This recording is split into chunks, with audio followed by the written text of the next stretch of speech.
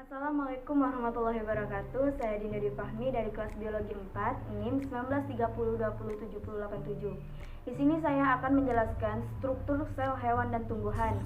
Nah, sel hewan dan tumbuhan ini memiliki perbedaan. Sel hewan ini terdapat lisosom dan sentrosom, sedangkan sel tumbuhan ini terdapat vakuola, plastik, dan peroksisom. Nah, sel hewan ini hanya mempunyai vakuola yang lebih kecil, tidak memiliki kloroplas dan dinding sel.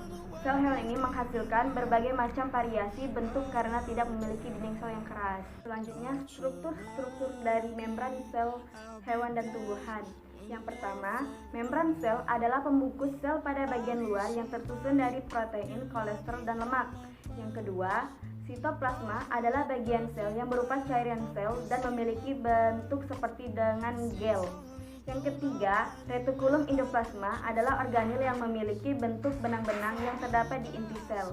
Yang keempat, mitokondria adalah organel yang terbesar yang ada berguna sebagai mesin dalam sel. Yang kelima, mikrofilamen adalah organel sel yang terbentuk protein dan mayosin.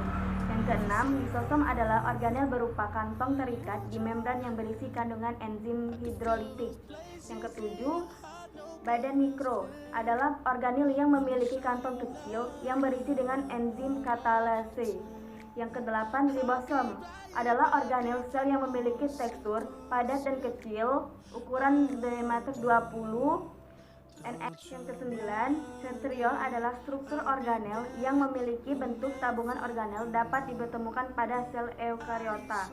Yang kesepuluh, mikrotubulus adalah organel sel yang terdapat di dalam sitoplasma dan dapat ditemukan pada sel eukariotik. Yang ke-11, badan Golgi adalah organel yang dikaitkan dengan fungsi ekskresi sel.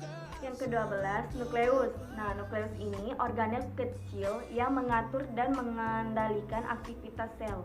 Yang ke-13, nukleusus adalah organel yang terdapat di dalam inti sel atau nukleus.